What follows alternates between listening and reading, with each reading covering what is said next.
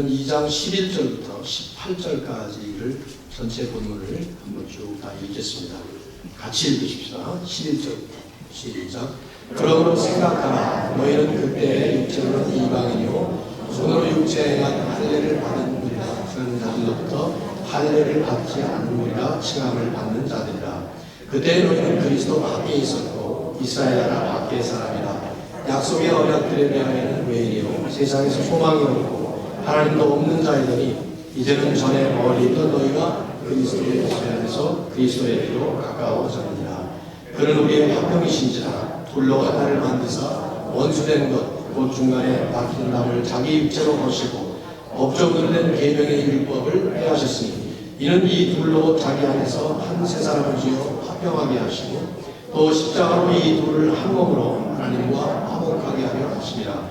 원수된 것을 십자가로 소멸하시고 또 오셔서 먼 데 있는 너희에게 평안을 전하시고 가까운 데 있는 자들에게 평안을 전하셨으니 이는 그로 말미암아 우리 둘이 한 성령 안에서 아버지께 나아감을 얻게 하려 하십니다. 아멘.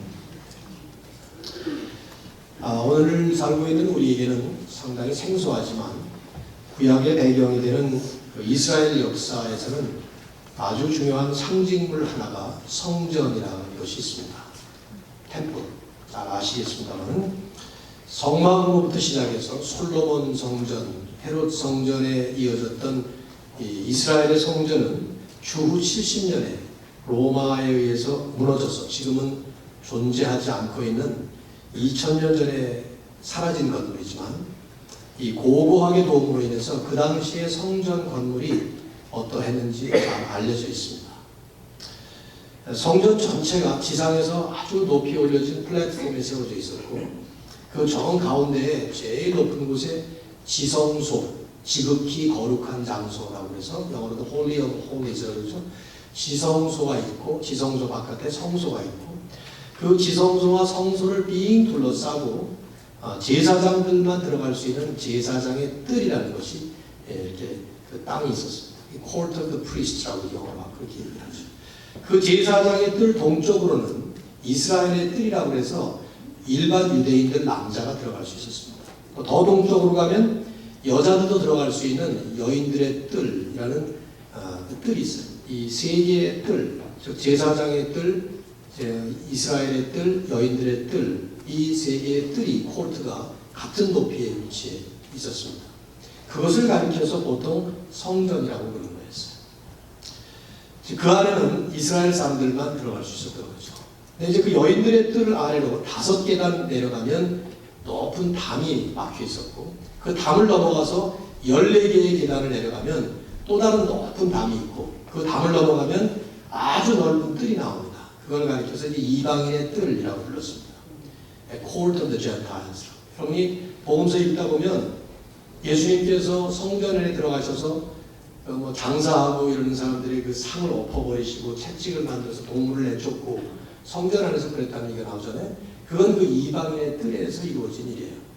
왜냐하면 많은 사람들이 이제 예루살렘까지 순례의 길을 와서 제사를 지낼 때 먼 데서부터 짐승을 가지고 올 수 없으니까 돈을 가지고 와서 거기 와서 짐승을 사는 겁니다. 그때 그 이방인의 뜰이라고 하는 그 코르트에서 장사를 하고 동전도 바꿔주고 뭐 그러는 거였죠. 그게 허락이 돼 있었던 거예요. 거기까지는. 그러나 이제 그 이방인의 뜰 넘어서 계단을 쭉쭉 올라가는 그 넘어서 그 부분을 이제 성전이라고 불렀고 아주 높은 곳에 이렇게 성전이 이제 보이게 돼 있었던 것이죠. 그 이방인의 뜰과 유대인들만 들어갈 수 있는 곳에는 아주 높은 그리고 두께가 1.5m 정도 되는 이 정도 되는 그런 아주 두꺼운 담이 있었습니다.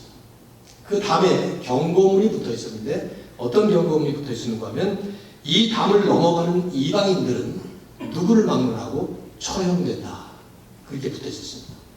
그 담을 이방인들이 많이 넘어가서 성전으로 들어가면 죽는 거예요. 잡아서 돌로 때려 죽이는 것입니다. 그런 사람들. 지금 이 성전은 파괴가 되었지만 그러나 1871년과 1935년에 두 번 이 고고학의 물증으로 발견된 것이 있는데 그중에 1871년에 발견된 것이 이스탄불 뮤지엄에 전시가 된 경고문이 그렇게 되어 있어요. 이 담을 넘어가는 이방인은 누구를 막론하고 처형된다, 죽는다. 사도행전 21장을 보시면 사도 바울이 유대인들에게 붙잡혀서 죽도록 매를 맞는 장면이 나옵니다. 그때 유대인들은 바울을 정말 때려 죽이려고 했어요. 천부장이 나타나서 바울을 구원내지 않았으면 바울은 죽는 겁니다. 그때 사도 바울이 왜 그들에게 붙잡혀서 그렇게 매로 죽을 뻔했는가 하면 바울이 드로비모라고 하는 이방인을 데리고 성전에 들어갔다고 오해를 받았기 때문이었어요. 실제는 안 그랬는데 그 드로비모가 바로 에베소 사람이었습니다. 사도행전에 보시면 이제 우리가 보고자 하는 에베소서 이 본문은 이런 성전 구조를 배경으로 해서 우리에게 말씀을 전하고 있는 거죠. 사실은 오늘 본문만이 아니라 2장 전체가 이런 배경으로 우리에게 말씀을 전하고 있습니다.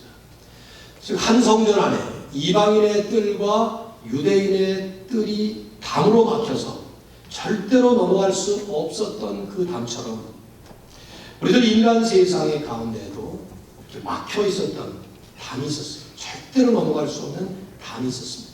첫째는 죄인인 인간과 하나님 사이의 담이었고, 두 번째는 인간과 인간 사이의 담이었습니다. 사도 바울은 이렇게 담으로 막혀진 이 관계를 한 단어로 표현을 하죠. 원수의 담이었다. 원수 관계였다는 것입니다. 하나님과도 죄 때문에 원수가 되었던 인간들. 그런가 하면 인간과 인간도 A라는 사람과 B라는 세상도 원수처럼 담을 쌓고 사는 그런 인간 세상. 네, 그러던 그 세상에 그 원수의 담을 예수님께서 허물어 버리셨다는 것이죠. 그리고 예수님께서 그렇게 하신 역사가 바로 십자가의 역사다. 그것이 오늘 본문의 핵심이에요. 이미 우리가 3번에 걸쳐서 말씀을 1절부터 10절까지를 제법 상세하게 봤는데요. 그 말씀이 첫 번째 원수 관계를 다뤘다고 볼 수 있어요. 원수란 단어는 거긴 안 나오지만, 즉 하나님과 원수되었던 우리죠. 죄로 인해서 본질상 진노의 자녀였던 우리였고, 공중 권세 잡은 자를 따라서 이 세상 풍조를 따라가며 하나님과 점점 더 먼 관계로 원수처럼 살아가던 우리들을 하나님은 긍휼히 여기시고 불쌍히 여기시고 사랑을 베푸시고 자비를 베푸셔서 예수 그리스도를 보내주셔서 그리스도의 십자가를 통해서 예수 그리스도 안에서 우리 하나님의 자녀로 삼으셨어요. 영원 전부터 계획하고 계셨던 하나님의 섭리에 따라서 하나님의 자녀로 삼으시고 하나님의 사랑받는 대상으로 새롭게 거듭나게 하시는 것이죠. 그래서 오늘 외웠던 그 말씀을 보면 우리는 그가 만드신 바라 다시 만드셨다 이 말이에요. 어떤 사람의 얘기처럼 지난주에 설교했습니다마는 우리는 하나님의 예술 작품 같은 존재다. God's work of art. 혹은 어떤 사람이 말한 것처럼 하나님의 걸작품이다. masterpiece다. 하나님이 우리를 이제는 그런 존재로 다시 거듭나게 새롭게 만드셨다는 거예요. 이것은 그리스도 예수 안에서 선한 일을 위해서 하나님께서 예정하신 것인데, 그 선한 일은 하나님의 은혜의 복음을 전하는 그 선한 목적을 위해서, 그것도 어느 날 갑자기 하신 게 아니라 전에 이 일을 하나님이 예비하셨어요. 오래전에, 장세전에 예비하셔서 우리를 하여금 그 가운데서 그런 일을 행하게 하도록 우리를 하나님이 그렇게 세우셨다는 것입니다. 이게 이제 첫 번째 10절까지의 말씀의 핵심이에요. 원수되었던 하나님과 우리가 이제는 원수관계가 아닌 그 원수의 담이 무너져버리고 하나님의 사랑받는 존재가 됐다는 것이죠. 이제 바울은 그러면서 두 번째 또 하나의 다른 담이, 어떻게 보면 실용적으로는 프랙티컬하게 보면 더 심각한 원수관계의 얘기를 오늘 본문에서 하는 겁니다. 고대 유대인들과 이방인들로 대변되는 인간 세상에 벌어지고 있는 수많은 인간관계, 그것을 한마디로 원수관계, 원수의 담이 막혀있다, 이런 표현을 하죠. 이제 우리가 이 말씀을 이해하기 위해서 유대인과 이방인의 그 관계를 좀 이해할 필요가 있는데요. 21세기를 살고 있는 우리로서는 유대인도 아니잖아요. 우리는 그런 입장에서는 우리는 사실 이해가 잘 안 되지만, 그 당시 이 말씀이 쓰여질 그 당시 유대인들과 이방인의 관계는 정말 경험지간의 관계라고 표현되는 그 말이었어요. 얼마나 유대인들이 이방인을 멸시했는지, 또 그런 멸시와 천대를 받는 이방인들이 반대로 유대인을 얼마나 멸시했겠어요. 반대로 말이죠. 윌리엄 바클리라고 하는 신학자가 쓴 책을 보니까 그 당시 유대인들은 이방인들을 지옥의 땔감으로 쓰여지기 위해서 창조된 존재라고 믿었습니다. 그러니까 지옥이 계속 불타야 되는데 그 불이 끊어지지 않도록 하나님은 계속 이방인을 만들어서 뗄감으로 지옥으로 보낸다는 거예요. 유대인들이 그렇게 생각해요. 별로 안 놀라시네요. 괜찮은가 보죠? 이방인 여자가 해산시에 산고의 고통을 겪으면서 애를 낳는 것을 만일에 유대인이 보면 도와주면 안 되게 돼 있어요. 법적으로. 그거 도와주면 이 땅에 이방인 하나를 낳는 것에 내가 도움을 주는 것이기 때문에 그런 범죄의 일종의 동조자가 되는 식으로. 유대인의 자녀가 아들이든 딸이든 이방인의 자녀와 결혼을 하면 그 유대인 가정에서는 즉각 그 아들이나 딸에 대해서 장례식을 치릅니다. 이 자식은 죽었다. 그러시죠. 자기 아들이 이방인에게 장가를 가거나 시집을 가면 죽은 놈이다. 버린다. 그 정도로 유대인은 이방인을 멸시하고 차별했습니다. 그러니 그런 천대를 받는 이방인들도 얼마나 미워했겠어요. 어쩌면 2000년 넘어 이렇게 내려오면서 저 중동 분쟁의 그 근원은 정치적인 것도 아니고 다른 것도 아니라 이런 그 정서적인 아주 깊은 차별의식, 이런 깊은 편견, 이런 것들이기 때문에 누가 잘못했든 간에 이것이 하나님의 뜻은 아니었어요. 하나님이 유대인을 이스라엘을 하나님의 백성으로 삼으실 때 하나님의 섭리가 아니었습니다. 본래 하나님의 뜻은 인류를 하나의 종족으로 만드시고 축복하시기 위해서요. 그런데 원조 인간인 아담이 범죄함으로 인해서 결국 하나님으로부터 떨어져 나가기 시작했죠. 그러나 하나님은 죄로 인해서 떨어진 그 인간을, 죄인을 버리지 않으시고 구원하시기 위해서 특별한 방법을 쓰셨는데 사람들 가운데 한 사람 아브라함을 선택하시고 이 아브라함을 통해서 그의 후손들을 이스라엘이라는 한 나라로 구성하게 하시면서 이 나라를 하나님의 선택받은 백성이라고 지칭을 하셨지만 그러나 그들만을 차별해서 구원하시기 위해서 하는 것이 아니라 이들을 통해서 제사장 나라로 이 세상에 파견하기 위해서 그렇게 하신 거예요. 그래서 아브라함을 창세기 12장에 부르실 때 너는 복의 근원이 될지라. 너만 복받는 게 아니라 네가 복의 근원이 돼서 세상에 복을 전하는. 그래서 출애굽기에서 이스라엘 백성들을 출애굽시킬 때는 너희 민족은 제사장 나라가 될 것이다. 하나님과 잃어버린 세상 사이에 중보 역할을 하는 제사장 나라가 된다는 거예요. 그래서 그들을 통해서 복음, 하나님의 은혜의 소식이 세상에 전파되고 다른 사람들도 이스라엘을 통해서 여호와 하나님을 믿도록 그런 사명을 주신 것이죠. 그리고 궁극적으로는 이스라엘의 후손인 예수 그리스도를 통해서 모든 인류가 구원을 받는 일에 동참할 수 있도록 그렇게 선택을 하신 거예요. 즉 이스라엘만 편파적으로 사랑하셨다든가 이스라엘 민족만 배타적으로 하나님이 선택하신 것이 아니라 그들을 선택함으로 인해서 하나님의 선택을 받는다는 것이 무엇이고 그래서 하나님 앞으로 나온다는 것이 어떻게 나온다는 것을 제사장 민족인 이들을 통해서 알려주고자 그렇게 했던 것이죠. 그런데 이스라엘 백성들은 그 섭리를 몰랐든지 알았는데 잊어버렸든지 아니면 의도적으로 거부하고 불순종했든지 아마 세 번째가 가능성이 제일 높아요. 결국 그들은 이방 민족들을 차별하고 멸시하면서 그들과 원수 관계에 떨어지게 되는 것이죠. 바울은 지금 그런 얘기를 여기서 한 겁니다. 왜냐하면 이 에베소서의 그 수신자는 에베소 교인들이에요. 에베소 교인들은 그 교회는 에베소라고 하는 이방 도시에 에베소 사람들이라는 이방인들을 통해서 세워진 교회입니다.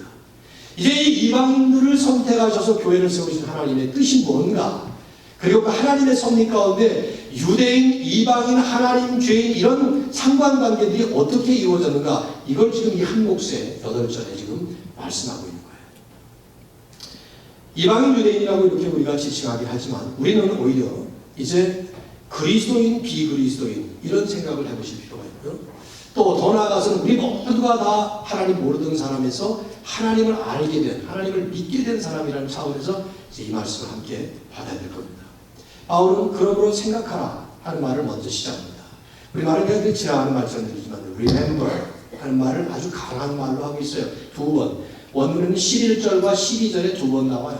우리말에는 11절에 한 번만 번역을 했는데 이 1절부터 시작해서 18절까지 마치 샌드위치전 가운데에 그러므로 생각하라 하는 말은 앞에 나오는 말씀을 묵상하고 그 다음에 지금부터 하는 말씀을 생각하면서 You have to remember this 그 얘기를 하는 것이죠. 뭐를 기억하라고 하는 것이냐, 이제 말씀을 시작합니다. 11절부터 보세요. 여러분이 아마 성경을 좀 제가 좀 가능한 대로 짧은 시간에 간략간략하게 지금 강의를 하려고 그러는데요. 성경 말씀을 한 절 한 절 보셔야 될 겁니다. 이방인들이여 출신이었던 이 에베소 교인들에게 첫 마디를 시작합니다. 너희는 그때, 그러니까 예수 믿기 전에 그 말이죠. 교회로 들어오기 전에 육체로는 이방인이요. 이 말은 무슨 말이냐면 태어날 때부터 신분적으로는 이방인이었다 그 말이에요. 영어 성경을 보면 You were Gentiles by birth 이렇게 표현했죠.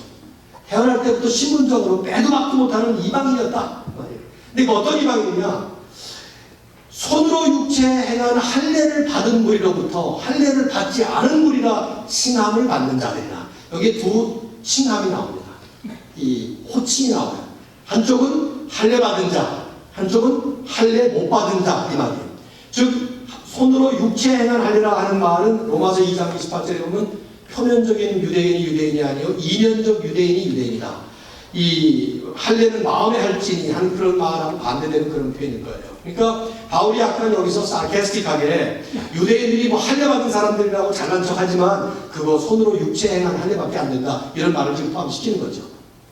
아무튼 그러면서 바울은 유대인들이 자기들 몸에 할례 받은 것, 할례 얘기 아시죠? 애가 다 할례 서컴시전 미국에서는 뭐 애가 태어나면 남자애들 곧바로 하니까 유대인이 아니어도 지금 다 할례 받는 것 같아요. 이건 옛날에 하나님께서 이스라엘 백성들에게 언약 백성의 증표로서 남자아이가 태어나면 그 남자아이 8살 8일 됐을 때 남자의 생식기의 표피를 자르는 것입니다. 그러면 남자를 통해서 이제 후손이 생식된다는 생각을 그렇게 했기 때문에 그 자손들 전부가 다 하나님의 언약 백성이라는 것을 상징하는 일이었죠. 그러니까 고대판 포용수술이에요. 아무튼 이 할례를 받은 것을 유대인들은 엄청 자부심을 가지고 샀다. 우리는 할례 받은 하나님의 택한 백성이다.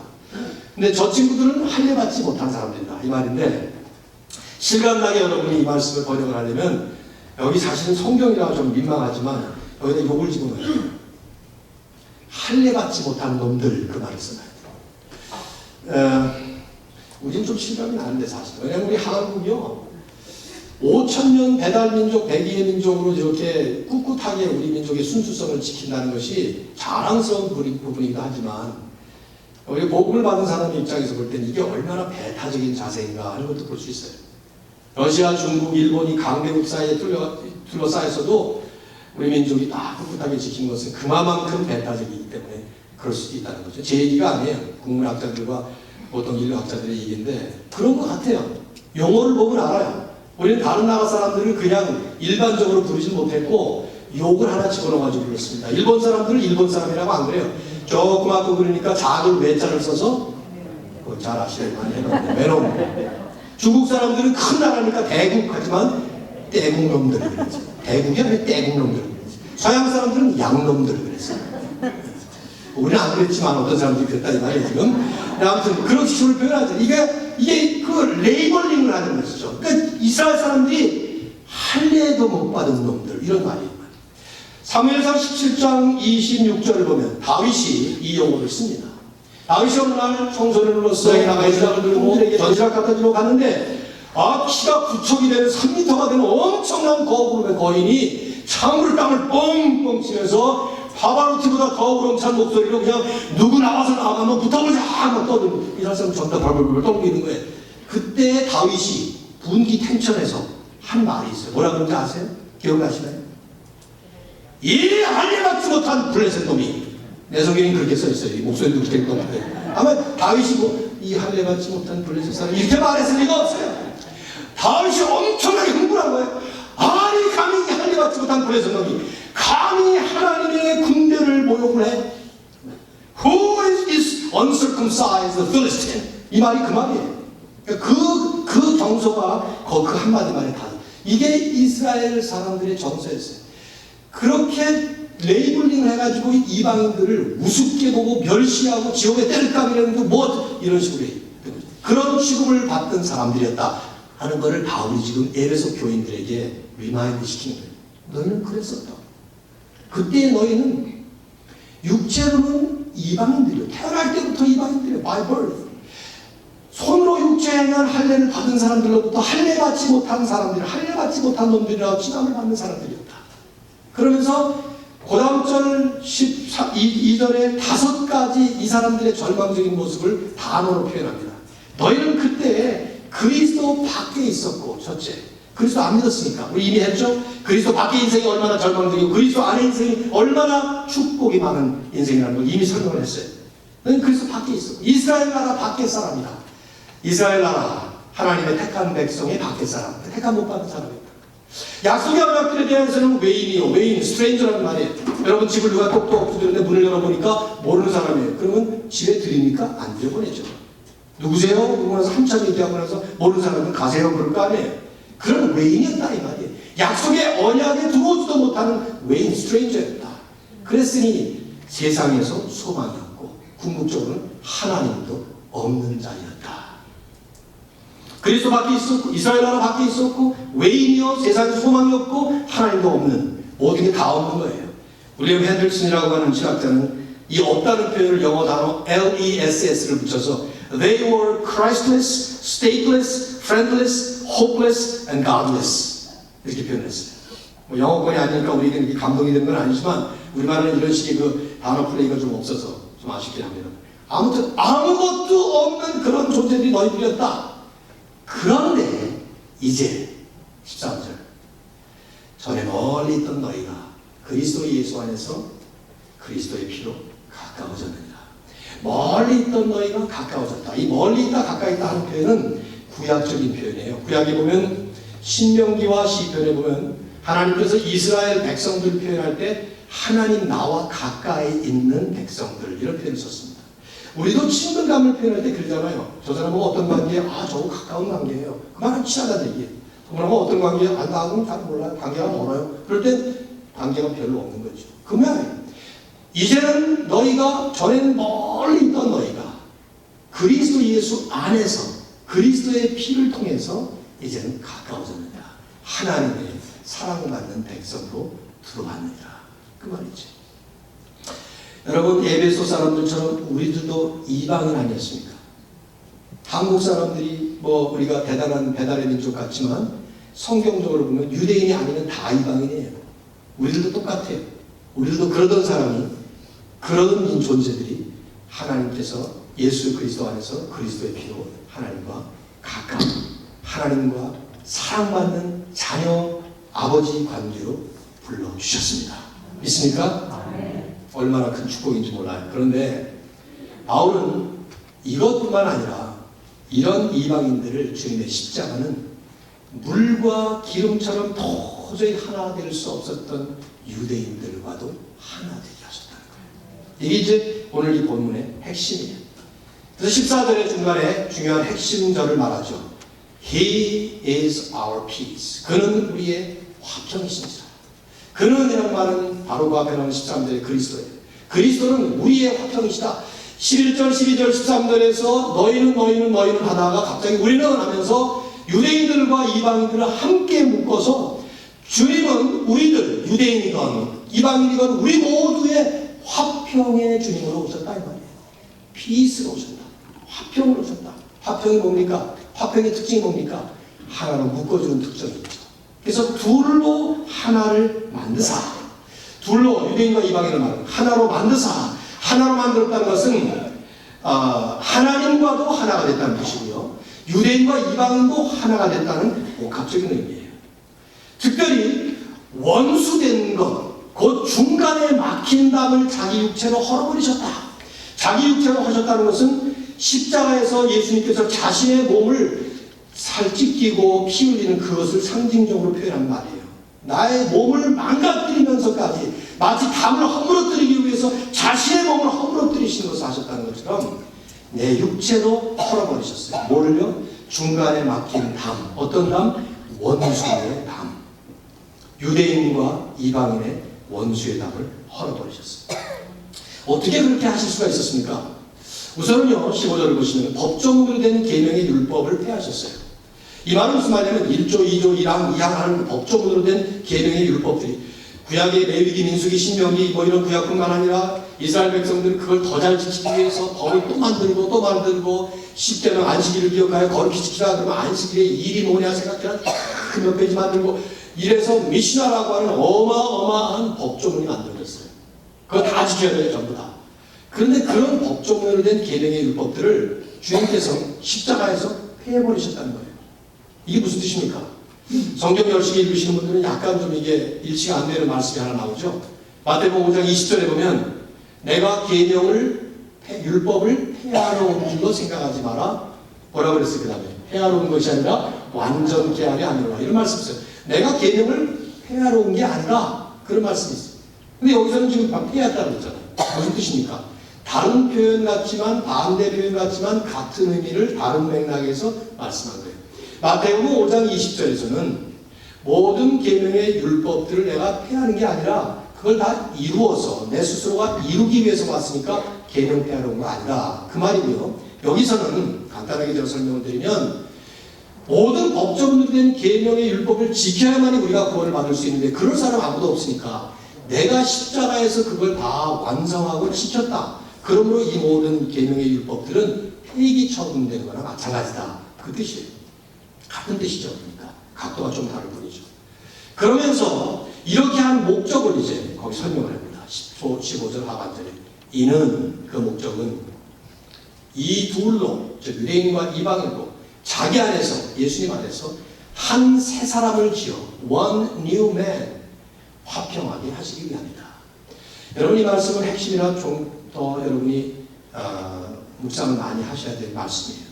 예수님께서 십자가에 달리신 목적이 이 둘로 유대인 이방인으로 하여금 자기 안에서 예수님 안에서 한 새 사람을 지어서 화평하게 하기 위해서 그렇게 하셨다는 겁니다. 여러분 우리가 보통 십자가 위에서 주님이 하신 일이 뭐냐 그러면 나를 위해 돌아가셨다. 그래야 그것도 아니에요? 예수님 십자가 위에서 뭐 하셨나 그러면 나를 위해 돌아가셨다. 그거 믿습니까? 여러분을 위해 돌아가신 거 믿어요? 아니, 제가 이상한 질문 할 거 아니니까 너무 이렇게 참 이렇게 색안경을 쓰고 저 쉽게 대답하면 안 된다. 말들어가면 이런 데 자세 가지 마시고 그냥 말려드세요. 괜찮아요. 예수님이 십자가에서 뭐 하셨냐? What did he do on the cross? 하고 질문하면은 He died for me. 나의 죄를 위해 죽으셨다. 이거 당연한 대답 아니에요. 그렇죠? 그런데 여기서 사도 바울은 그 차원을 넘어서는 또 다른 것은 아니지만 더 높은, 더 넓은 차원의 목적을 얘기하는 거예요. 그것은 주님께서 십자가 위에서 모든 구원의 역사를 이루심으로 인해서 모든 법조문으로 된 계명의 율법을 다 폐하시는 것은 그 목적은 이 둘로 유대인과 이방인으로 대변되는 모든 원수관계의 그 대상들을 자기 안에서 한 새 사람을 지어 화평하게 하기 위함이다 하는 거예요. 지금 이 진리가 내포하고 있는 엄청난 파장의 효과라고 할까요? 결과가 어떤 것이냐? 우리는 그걸 많이 생각해봐요. 에베소서는 사실은 그 얘기를 이제 뒷부분으로 가면 많이 합니다. 예수께서 우리를 위해 죽으셨기 때문에 십자가의 은혜를 입은 우리들은 어떻게 해야 될 것이냐? 한 성령 안에서 한 아버지를 믿으며 한 세례를 받고 하나가 되라. 화평하라. 수도 없이 하는 말씀이에요. 그걸 얘기하는 것이죠. 여기 한 새 사람이라고 표현된 말은 글자 그대로 one new man이지만 사실 이건 한 사람이 아니고 한 인류라는 뜻이죠. 그러니까 one humanity 혹은 one new human race 이렇게 표현될 수 있는 말인데 존 스타트 같은 분은 이것을 one new society 이렇게 번역을 했어요. 그러니까 새로운 하나의 공동체, 사회라는 말이에요. 그게 의미적으로 보면 정확한 표현일 겁니다. 예수님 십자가 위에서 우리를 위해 죽으실 때 저를 위해 죽으셨고 여러분을 위해 죽으셨고 예수 그리스도를 믿는 모든 유대인, 이방인, 한국인, 미국인, 흑인, 백인 다 위해 죽으셨는데 그렇게 하심으로써 이루신 일은 주님 안에서 자기 안에서 한 새 공동체 One New Society를 이루시기 위한 거예요. 그 소사이어티, 그 공동체 안에는 화평이 핵심입니다. 평화가 핵심이에요. 원수의 담이 다 무너져 버렸기 때문에 원수가 없습니다. 모두가 다 서로 사랑하는 형제 자매들이요 하나님 나라의 백성들입니다. 그게 이제 19절에 나오잖아요. 그러므로 하면서 뭐라고 나옵니까? 19절에 이 넓은 외인도 아니요 나그네도 아니요 오직 성도들과 동일한 시민이요 하나님의 권속이라 이런 말이 곧바로 나오는 거죠. 다음 시간에 말씀드리죠. 즉 그리스도를 통하여 그리스도 안에서 하나로 묶어서 더 이상 할례자, 무할례자의 차별이 없고 노예와 자유인의 차별이 없고 심지어는 남자, 여자, 우월 의식도 없고 백인, 흑인 이런 종류의 차별도 전부 다 사라진 거예요. 이 말은 나중에 천국에서 우리가 하나님 나라에 완성된 나라에 들어갈 때 우리는 모두 다 무슨 공장에서 찍어낸 빵처럼 똑같이 된다. 그 뜻은 아니에요. 우리는 다 우리의 고유의 정체성을 유지하고 있습니다. 여러분 성경적으로 보면 여러분의 모습 천국 가서 안 바뀝니다. 제 모습도 이래요 그대로 겁니다. 우리 모두가 다 이상하게 얼굴을 좀 하나님이 뭉쳤다가 다시 반죽해가지고 다시 풀어가지고 전부 다 예수님처럼 보이게 조각품처럼 만든 게 아니에요. 그런 로봇 만들지 않습니다. 처음에 만드실 때부터 하나님은 하나님이 보시기에 좋았다고 만드시고 다만 그 안에 망가지고 무너지고 피폐된 그런 부분들을 회복시키셔서 거룩하고 존귀하고 영화로운 몸으로만 회복시키실 뿐이에요. 예수님은 예수님의 거룩한 몸으로 그대로 예수님의 육신의 몸으로 그대로 그렇게 부활하셨어요. 그래서 제자들이 알아보는 것이죠. 다 알아보는 겁니다. 그때가 제 계시록에 보면 계시록에 나오는 말씀들을 가만히 우리가 묵상해 보면 문자적으로 보면 모든 족속과 백성과 방언이라는 말입니다. 방언이라는 말은 every language 모든 나라의 말로 하나님을 찬양해요. 그러니까 오늘 단지사들 팀이 열심히 노력하셔가지고 그냥 막 거기다 또 곡조 템포도 빠르대. 그 스페니쉬로다가 하시느라고 뭐 한 단어도 모르니까 막 그런 노력을 안 해도 되는 거예요. 그때는. 지금은 해야 되지만 지금은 전달해야 되기 때문에. 그때 되면 우리는 한국말로 찬양하는 거예요. 스페니쉬 사람들은 스페니쉬로 하는 거 그런데 다 알아듣는 거죠. 그리고 기가 막힌 하모니가 이루어지는 거죠. 전부 다. 마치 빨주, 노초, 파란모가 전부 색깔이 다르지만 기가 막힌 무지개 색깔을 만들어내요. 성가대가 소프라노, 엘토테너, 베이스가 다 자기 소리를 내지만 기가 막힌 하모니를 만들어내는 거죠. 그렇게 되는 거예요. 여기서 말씀하는 차별이 없다는 것은 동등해졌다는 것입니다. 모두가 다 차별이 없는, 편견이 없는, 불평등이 없는 하나가 된 유대인은 유대인대로, 이방인은 이방인대로 그렇게 16절에 바울은 이것을 또 한번 강조해요. 또 십자가로 이 둘을 유대인과 이방인을 원수된 사람들을 한 몸으로 하나님과도 화목하게 하는 것입니다. 여러분 생각해 보십시오. 우리가 구원하면은 나만 하나님과 화목돼서 간다고 생각하기가 쉬워요. 하나님의 원수되었던 죄인이었던 내가 이제는 회개하고 하나님께서 용서해 주시고 나를 은혜를 베푸셔서 하나님 앞에 받아들여졌다. 그렇게 생각하지만 나만 받아들여진 게 아니라 예수님의 이 하신 십자가의 역사를 보면 십자가를 통해서 이 둘을 한 몸으로 하나님과 화목하게 하시는 거예요. 유대인과 이방인이 하나가 되어서 하나님과 화목하게 된다는 거예요. 하나님과도 화목, 유대인과 이방인과도 화목하는 이런 역사가 일어났다는 것이죠. 그것을 십자가로 소멸하셨다. 원수된 것을 십자가로 소멸하셨다. 오늘 설교의 제목처럼 원수의 담을 십자가로 허물어 버리셨다 것이죠. 그 결과가 무엇입니까? 17절 18절 또 오셔서 먼 데 있는 너희에게 즉 이방인들에게 평안을 전하시고 가까운 데 있는 자들에게 유대인들에게도 평안을 전하셨어요. 양쪽 다 공통은 평안이에요. 예수님이 부활하셨을 때 그러지 않았어요. 내가 너희에게 평안을 주노라. 첫 번째 말씀이 평안을 전하는 것이죠. 그 목적은 18절에 나옵니다. 이는 그 목적은 그로 말미암아 즉 그리스도로 말미암아 우리 둘이 즉 유대인과 이방인들이 한 성령 안에서 한 아버지께 나아감을 얻게 하게 합니다. 한자는 빠졌지만 아버지께 나아감을 얻게 하게 합니다.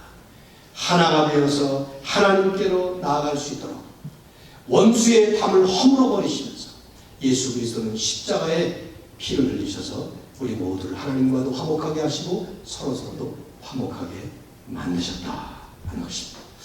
여러분 오늘 설교는 여기서 끝입니다. 이제 우리는 이 말씀을 우리에게 적용하는 일이 남았습니다. 아마 각자에게 다양하게 독특하게 적용될 거라고 생각해요. 왜냐? 우리에게는 모두 각각 아주 다양한 원수의 담이 있습니다. 첫째, 이 자리에 아직 예수 그리스도를 알지 못하시는 분은 하나님과 원수된 자리에 여러분 아직도 있는 것입니다. 다시요. 예배에 나오셨지만 여러분이 한 번도 예수 그리스도의 십자가의 의미를 모르셨거나 그리스도의 십자가 앞에 나아가서 그 십자가를 통해서만 받을 수 있는 하나님의 은혜를 진정으로 체험해 본 적이 없다면 그러면 여러분은 그러신 분들은 하나님과 원수된 자리에 있는 것입니다. 여러분과 하나님 사이에 넘어갈 수 없는 엄청난 원수의 담이 세워져 있는 것입니다. 주님은 그것을 허무셨어요. 그래서 유일하게 하나님께 나아갈 수 있는, 하나님도 없는 자요, 세상에 소망도 없는 자요, 아무것도 없는 자였던 우리들이 하나님께 은혜를 받을 수 있는, 하나님께 가까이 나갈 수 있는 유일한 길은 십자가의 주님을 붙잡는 길이에요. 주님이 말씀하셨죠? 나는 길이요 진리요 생명이니 나를 통하지 않고서는, 나로 말미암지 않고서는 아버지께로 올 자가 없느니라. 그 예수님 자리에 우리는 다른 것을 너무 많이 대치해 놨어요. 마치 교회를 나가기만 하면 하나님을 믿는 하나님의 백성이 될 줄로 착각합니다. 교회에 나와야 그런 가능성이 높은 것은 사실이죠. 그러나 교회라는 장소에 나왔어도 예수 그리스도의 십자가를 통하지 않고서는 우리는 종교 행위에 불과한 것이지 하나님의 사랑받는 자녀 자리는 아직 못 들은 것입니다. 참 매번 설교 때마다 부담스럽게 이 말씀을 언급을 합니다만, 혹시 여러분 가운데 이 종교 생활을 얼마나 했든 간에 교회에서 심지어 무슨 직분을 가지셨던 것도 상관이 없어요. 저 같은 목사도 예수님 모르면 아무 소용이 없습니다. 장로도 마찬가지고 권사도 마찬가지고 3대가 아니라 5대 10대를 믿는 집안에서 태어났어도 by birth 태어날 때 우리는 이방으로 태어나는 것입니다. 오직 예수 그리스도의 십자가 앞에 나와 그리스도의 십자가를 붙잡고 그 십자가를 통해서 무너뜨려 주신 원수의 담을 분명히 믿고 하나님께서 우리의 아버지라는 것을 믿음으로 받아들일 때, 그럴 때만 우리는 하나님의 사랑받는 자녀가 될 수 있습니다. 혹시 이 자리에 그런 분이 계시다면 주님의 십자가를 붙잡고 예수 믿고 하나님의 자녀 되시기를 주의 이름으로 축원합니다. 또 하나, 두 번째, 이 말씀을 우리가 심각하게 적용할 필요가 있는데요. 이미 예수 믿고 주님의 십자가의 의미를 잘 아시고 믿음으로 받아들이셔서 하나님과 원수된 자리에서 이제 우리는 하나님의 자녀가 된 입장에 있는 분들이라면 우리는 또 하나의 원수 관계에 눈을 돌려봐야 되죠. 십자가는 하나됨을 위하여 주신 하나님의 선물이에요. 우리가 십자가를 생각하면 언제나 참 감동이 있고 그렇지만 너무 익숙해서 그래요. 근데 여러분이 한번 질문을 해보십시오. 왜 하필이면 십자가인가? 왜 하필이면 저런 모양의 막대기 위아래 옆으로 그어진 이 막대기에 주님은 죽으셔야 했는가 생각해 보십시오.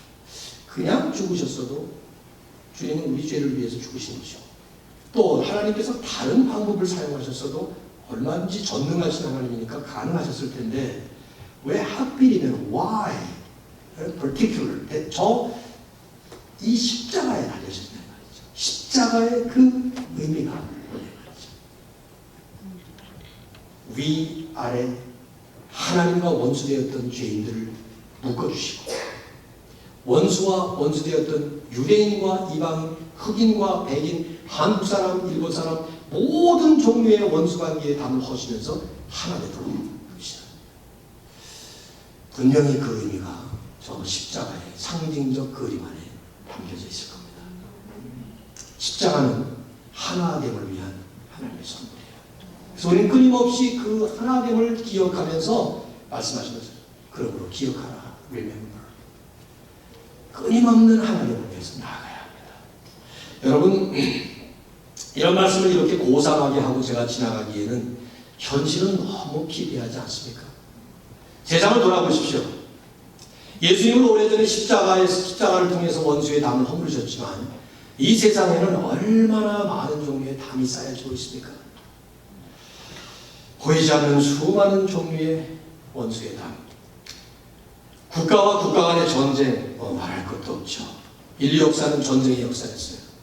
노르웨이 과학연구원에서 연구를 해보니까 주전 3600년 전부터 지금까지 약 한 5600년 동안에 전쟁이 없었던 때는 불과 한 290년 정도밖에 안 된대요. 나머지 5300년 동안은 한 번도 전쟁이 없었던 적이 없었답니다. 전쟁 횟수가 14,530건, 뭐 이게 얼마나 정확한지 모르겠습니다만 1년이면 3건 지구촌 어느 구석에는 전쟁이 일어나고 있었던 것이죠. 수많은 사람들이 죽는 것이죠. 뭐 국가와 국가 간의 전쟁만 그렇습니까? 가정 하나를 들여다봐도 부부 간의 원수의 담이 얼마나 높습니까? 전 모르겠어요. 같이 산다고 부부가 아니에요. 결혼식 치렀다고 부부가 아닙니다. 30년, 50년을 살아도 그 보이지 않는 원수의 담을 쌓고 한 사람은 동쪽에서 한 사람은 서쪽에서 지내고 있다면 그것은 심각한 적대관계의 문제인 유대인과 이방인 같은 그런 관계의 모습이겠죠. 교인 간의 담은 없습니까? 인종 간의 담은 얼마나 많아요? 미국에 살고 있으니까 얼마나 많이 쳐가는데 흑백 간의 담이 얼마나 많습니까? 어제 옆에 있는 뷰라 베프티스트 처치에 브라더 모컴이라는 분이 전화가 왔어요. 몇 년 전부터 계속 그분하고 이렇게 교제하게 됐는데 이분이 내년에 2016년 11월 셋째 주에 자기 교회에 와서 오후에 설교해달라고 2년에 한 번씩 무슨 행사를 하는데 거기서 그때마다 초청을 받아서 지금 2번 가는데 또 내년에 받았다고 그래서 예, 그렇죠. 내년에 제가 살아있으면 가겠습니다. 대답을 해줬어요. 그리고 제가 물었어요. 왜, why me? 하고 물었더니 you are my brother. 그러면서 이제 자기 brother예요. 흑인들이 많이 쓰는 말 알죠, 여러분? I'm a brother from another mother. 그런 말 많이 쓰죠. 엄마는 다 우리 brother다 그런 말 많이 쓰는데 아무튼 you are my brother. 그래서 yes, I am. 그러면서 you are my brother. 뭐 이렇게 얘기를 했는데 제가 이렇게 끊고 나서 드는 생각이 그 교회가 백인들은 초청하지 않는 것 같아요. 그래서 이제 내년에 살아있으면 가서 이제 설교하고 그 다음에 이제 얘기를 좀 백인 목사님 한번 불러보시다. 그래 보고 싶어요. 그럼 이제 그 다음부터는 저도 오지 말라고 드리겠습니다. 이 흑백 간의 이 담. 마틴 루터 킹 목사님이 그런 말을 했죠. segregation. 미국의 그 역사 속에 중요한 단어 아닙니까? 흑백이 서로 갈라져서 버스 안에도 같이 못 타요. segregate. 분리란 말인데. 물도 같이 식당에도 나눠주고 막 그런 segregation 정책이 펼쳐졌을 때 그때 마틴 루터 킹 목사님 그런 말이죠. 미국에서 segregation, 분리 현상이 가장 극도로 시행되고 있는 때는 매주일 every Sunday 11 o'clock in the morning 아침 11시다. 매일 주일 아침 11시에 뭐가 이루어집니까? 교회 예배가 이루어지죠. 백인들은 몽땅 다 백인교회로 가고 흑인들은 몽땅 다 흑인교회로 가고 노란 사람들은 몽땅 다 노란교회로 가고 뭐 이런 다 세그리게이션이 이루어진다. 뭐 지금은 많이 달라져서 멀타에트닉 처치가 있고 그러니까 여전히 비슷해요. 동양인들은 에이션 처치로 멀타에트닉이라고 그러고 백인들 가운데 좀 더 큰 교회는 백인들이 80%, 흑인들이 한 10%, 그 다음에 동양인들이 한 10%, 뭐 이렇게 이런 정도 되지 50% 되는 데는 없어요. 흑백, 뭐 이런 갈등들 이런 거. 수많은 담이 세워져 있습니다. 교회 안에도 보이지 않는 담들이 수없이 많습니다. 교회가 역사가 오래가면 갈수록 그 담의 높이도 높아져가고 담을 세우고 있는 지하공사도 더 튼튼하게 세워져 갑니다. 자칫하면. 근데 우리가 오늘 이 말씀을 보면서 도전을 받는 것은 주님은 그 담을 다 허셨다는 거예요. 십자가 위에서 다 헐어버리셨다는 거예요. 근데 자꾸만 죄인들인 우리 인간들은 그 담을 쌓는 것이에요. 담 쌓는 게 상당히 컴포터블합니다. 그래서 유대인 하는 것처럼 한국민 하는 것처럼 전라도 사람, 평안도 사람 어느 어떤 동창회 뭐 이런 그게 다 나쁘다는 거 아니에요. 그거는 그 경향이 우리 인간 세상에 아주 큰 것이죠.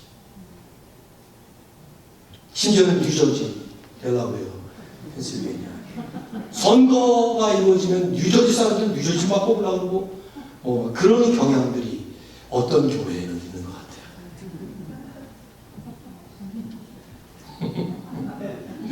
어떤 교회는 있는 것 같아요. 주님은 뭐라고 말씀하시나요? 나는 너희의 화평이니라. 십자가로 원수되는 것 중간에 막힌 담을 다 헐어버렸다. 주님이 헐어버린 담을 자꾸 쌓는 것은 죄 중에도 큰 죄일 것입니다. 하나님 나라의 퀄리티, 질을 떨어뜨리는 죄일 것입니다. 나는 담을 쌓는 사람인가? 담을 허무는 사람인가? 나는 화평케 하는 사람인가? 그래서 피스메이커인가? 아니면 트러블 메이커인가? 생각해 봐야 되죠. 이 말씀을 가지면서 우리는 이 시간에 말씀을 맺으면서 돌아가면서 우리의 머릿속에, 우리의 심령 속에 예수님께서 십자가 위에서 자신의 육체를 헐어버리시면서 십자가에서 통해 원수의 담을 헐어버리신 그 영광스러운 감격을 가슴에 품고 돌아가야 돼요. 이게 감격이 있어야 됩니다. 이게 기쁨이 넘치는 놀라운 축복으로 우리 가운데 새겨져야 합니다.